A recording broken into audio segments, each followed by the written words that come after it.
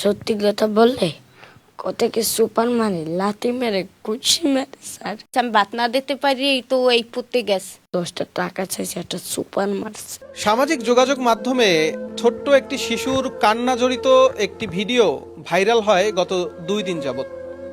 2026 সালে এই ভিডিওটি ভাইরাল হওয়ার পরপরই শিশুটিকে নিয়ে আলোচনা এবং সমালোচনা দুটিই হয়েছে। বরিশালের ছোট্ট শিশু শান্ত এক লোকের কাছে কান্না করে মুরগির জন্য কান্না করছিল। একটি মুরগি কিনতে চেয়েছে তার মা। শান্ত মিথ্যা কথা বলে মানুষের কাছ থেকে সিম্প্যাথি আদায় করে তিনি মুরগি কিনে নিয়ে যেতে চেয়েছিলেন। এই বিষয়টি নিয়ে ভিডিওটি ভাইরাল হওয়ার পরপরই দেশের বিভিন্ন মানুষ বিভিন্ন ধরনের মন্তব্য করেছেন।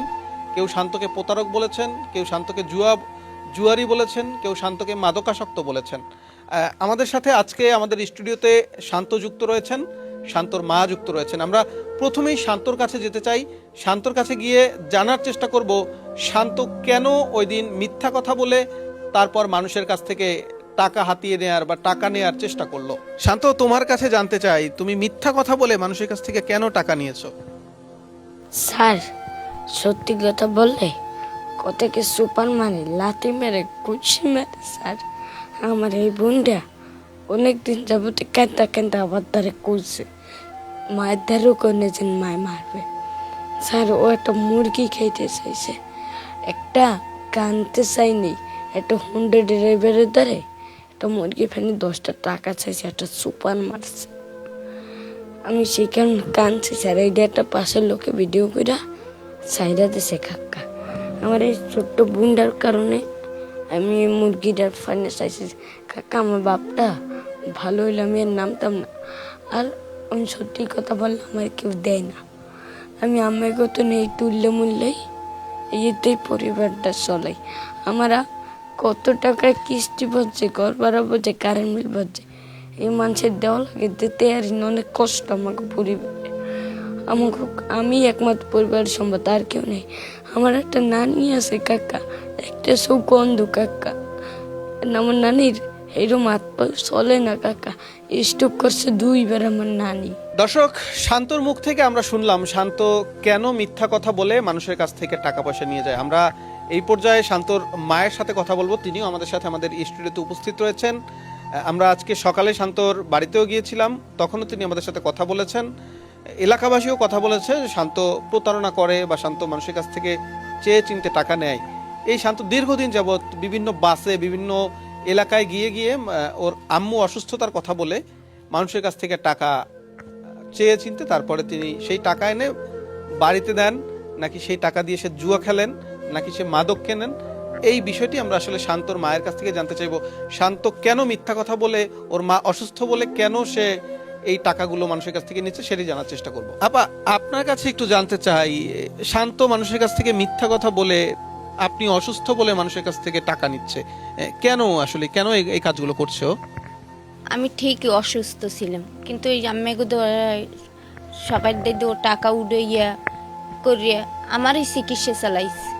কিন্তু যে বাজার আমের বাজে কথা কয় মানুষের, তাই দিয়ে ভুল কিতে ওই 1 টাকা পাক 8 আনা পাক যে পাক আমার কাছে নিয়ে দেয়।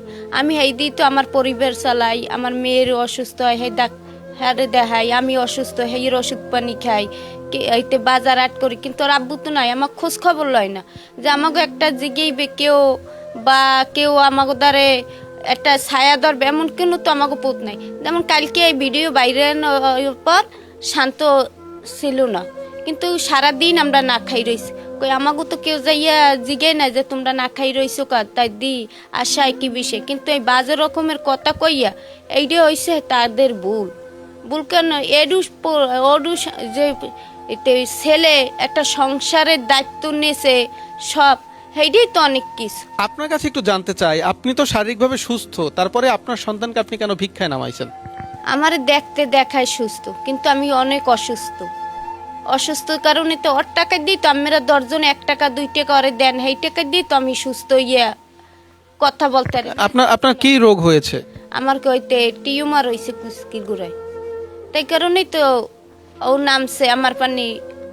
আমরা 3 দিন ধরে না খাওয়া ছিলাম ঘরে, না খাওয়ানোর পর ও আমার দ্বার বাচ্চাইছে, আমি ভাত না দিতে পারি তো এই পড়তে গেছে। এই পথে যাই আইসি আমরা দুইটা ডাইল বেত খাই যাই খাই সাথে থাই তাতে আমরা এমন কিছু করিয়ে দেবেন জানি শান্ত ওই পথে আর না যাওয়া লাগে আমরা খাইতে পিটে রোডে জানি আমরা খাইতে পারি এমন একটা পথ আম্মেগরা আমাগো করিয়ে দেন। দর্শক, শান্তর কথা শুনলেন, শান্তর মায়ের কথাও শুনলেন। আসলে তারা মিথ্যার আশ্রয় নেয়, এই কথাটি সত্য। তারা মিথ্যা বলে, এই শান্ত মিথ্যা কথা বলে মানুষের কাছ থেকে টাকা নেয়, সেই কথাটি তারা অকপটে স্বীকার করেছেন। তবে এর পেছনে যে যুক্তি দেখিয়েছেন সেই যুক্তিটি হচ্ছে সত্য কথা বলে ভালোভাবে মানুষের কাছে সহায়তা চাইলে মানুষ সহায়তা করে না, বরঞ্চ তাদেরকে বিভিন্ন ধরনের, এই শিশুটিকে বিভিন্ন ধরনের প্রহার করা হয়, তাকে মারধর করা হয়, অপমান করা হয়, যেই কারণে শিশুটি মিথ্যার আশ্রয় নিয়ে সে মানুষের কাছ থেকে টাকা চাচ্ছেন, সেই টাকা দিয়ে তিনি তার মায়ের ট্রিটমেন্ট করছেন। শান্ত জুয়া খেলে কিনা, শান্ত মাদকাসক্ত কিনা, এই সংক্রান্ত বেশ কিছু মন্তব্য সামাজিক যোগাযোগ মাধ্যমে আমরা দেখেছি। শান্ত মানুষের আবেগের উপর প্রসাব করে দিয়েছে, এমন মন্তব্য অনেকে করেছেন। অথচ তারা কেউই শান্তর বাড়িতে এসে একটিবারের জন্য খোঁজ নেননি আসলেই শান্ত এই কাজগুলো করেন কিনা, আসলেই শান্ত প্রতারক কিনা।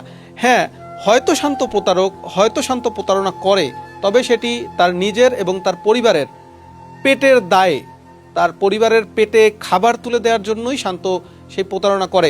আমরা আরও একবার শান্তর কাছে যেতে চাই, আমরা একটু শান্তর কাছে জানতে চাই। শান্ত, গতকালকে ভিডিও ভাইরাল হওয়ার পরপরই শান্তর উপরে আসলে কি ধরনের প্রেশার এসেছে সেটিও একটু আপনাদের জানাতে চাই। শান্ত, তোমার কাছে একটু জানতে চাই, এই যে ভিডিও ভাইরাল হইলো, হ্যাঁ, তুমি যে মিথ্যা কথা বলে মানুষের কাছ থেকে টাকা নিছো, এইগুলা কি আর ভবিষ্যতে করবা কিনা, বা মানুষ তোমাকে এখন বেঈমান বলছে, তোমাকে প্রতারক বলছে, তুমি জুয়া খেলতেছো বলতেছে, এইটার বিষয়ে একটু বলো তো। ভাই আমি আমি জুয়াও খেলি না ভাই, আর মাদকাসক্ত না ভাই। আমার যদি কোনো একটা খাইতে পিঠে খাইতে পারি ভাই, এর একটা কোনো পুত করে দেন ভাই। ভাই আমি পেটের দেয় নামছি ভাই, কালকে ভিডিওটা ভাইরাল হওয়ার পর ভাই একটা বেড়ায় আমার সরপ্রাইজ আজকে ভাই, কত মাঝে কত কথা কইছে ভাই। ভাই বাপটা যদি ভালো হইতো ভাই, নামতে হইতো না ভাই, আমি এখন গরিব হয়ে নামছি। তোমার বাবা কি তোমাদের খোঁজ খবর নেয় না? না ভাই, আমার বাবা মাদকাসক্ত ভাই। ভাই আমার বাবা আমাকে খোঁজ খবর নেয় না ভাই, সত্যি কথা কইয়ে চাইলে সবাই মারধর করে ভাই, আমাকে পেটে দেয় নামছি ভাই, কেউ কোনো সময় খোঁজ নেয় নাই যে আমরা কি আগে কি মাদকাসক্ত করি নাকি না করি, আবার কি আমরা কি সত্যি কথা বলি নাকি ভাই, আমাকে কোনো খোঁজ খবর কেউ নেয় নাই। আমরা আরেকবার শান্তর মায়ের কাছে যেতে চাই, জানতে চাই শান্তর বাবার বিষয়ে একটু। আমাদেরকে শান্তর বাবার বিষয়ে বলবেন, শান্তর বাবা আছে কিনা এবং শান্তর বাবা থাকলে তিনি আপনাদের খোঁজ খবর নেয় কিনা। কিন্তু এই শেরদারে সে মাদক পাচুষণ আমাকে হাত দেয় না, বাজার দেয় না, তারপর আমাগো মারধর করে, তাই দেখে তারে আমরা আমাগো ঘরে হে আয়না দেয় না, আর আমরা হ্যারে ডাকতেও যাই না, বলাইতেও যাই না যে আমাকে দ্বারা আসো কিনা, আসলেই তো মারধর মাদক খাইয়া সে থাইতে, তাইতে আর আমরা হ্যাগো দ্বারা আসি নাই। যে আমি অসুস্থ বা আমার মেয়ে লই আমি সদর হাসপাতাল ভর্তি হইতেই কোনো সময় আমাকে দ্বারা আইসে জিগে না কি হইছে বা আশায় কি বিষয়। এই যে এত বড় একটা ঘটনা হয়েছে, এর মধ্যে সে তো আইসে আমাকে দ্বারা পাশে দাঁড়ায় না, যে এত বড় একটা ঘটনা হয়েছে, ও কমবে এত বড় মিথ্যে কথা কইছে কা তোর বিরছেই ল, এরকম তো আমাকে দ্বারা হে আসে নাই। আমরা আরো একবার শান্তর কাছে যেতে চাই, শান্তর কাছে জানতে চাই, শান্ত তুমি কি ভবিষ্যতে আর এরকমের মিথ্যা কথা বলে মানুষের কাছ থেকে টাকা তুলবা? হ্যাঁ, এইটার বিষয়ে আমাকে একটু বলবা যে তোমার কি হলে ভালো হয় এবং ভবিষ্যতে তুমি এরকমের মিথ্যা কথা বলে মানুষের কাছ থেকে আর টাকা তুলবা কিনা। ভাই আমার একটা সার দহন দিয়ে দিলে আমি এখন ভাই খাট্টা পিঠে খাবো ভাই, আমি এর নামবো না ভাই, আমার এমন একটা পথ করে দেন ভাই যেটা আমি মানুষের দ্বারে না হাত পাতি না ভাই, আমাকে পাওয়ারটা তোরা আমার এমন একটা পথ করে দেন যাতে আমি একটু খাইতে পিঠে খাইতে পারি ভাই, কেউ মিথ্যে কথা কই একটা হাসা হাসানি আমার না লাগে। দর্শক, আমরা শুনলাম ভাইরাল সেই শান্ত যিনি কান্নাকাটি করে ভাইরাল হয়েছেন। অনেকেই শান্তকে নিয়ে পজিটিভ মন্তব্য করেছেন, আবার অনেকেই নেগেটিভ মন্তব্য করেছেন। তবে দিন শেষে শান্ত তার মাথা গোজার ঠাঁই চায়। শান্ত একটি কর্ম চায়, যেই কর্মটি করলে শান্ত এবং শান্তর যে পরিবার, তার 2টি ভাই বোন রয়েছে এবং তার মা রয়েছে, তাদের সংসারের ভরণ পোষণ এই শান্তই করেন। শান্তর মাকে দেখতে সুস্থ স্বাভাবিক মনে হলেও শান্তর মা একজন, তার কোমরে টিউমার হওয়ার কারণে তিনি আসলে কোনো ভারী কাজ করতে পারছেন না। আর ক্যামেরায় আসলে জামা কাপড় পরা, এই কারণে বোঝা যাচ্ছে না ওনার শরীরে 25 থেকে 30 কেজির বেশি ওজনও হবেন না।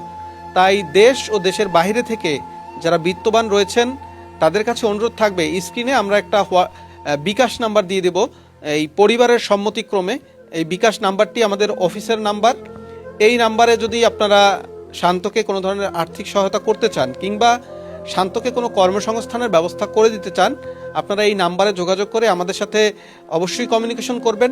আমরা চেষ্টা করব সর্বোচ্চ স্বচ্ছতা এবং জবাবদিহিতার মাধ্যমে আপনাদের যেই প্রদত্ত অর্থ বা সহায়তা সেটি এই পরিবারটির হাতে তুলে দিতে।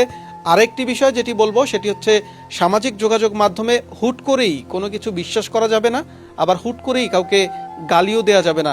সমস্ত বিষয় একটু যাচাই বাছাই করে নেওয়ার অনুরোধ থাকবে আমাদের পক্ষ থেকে।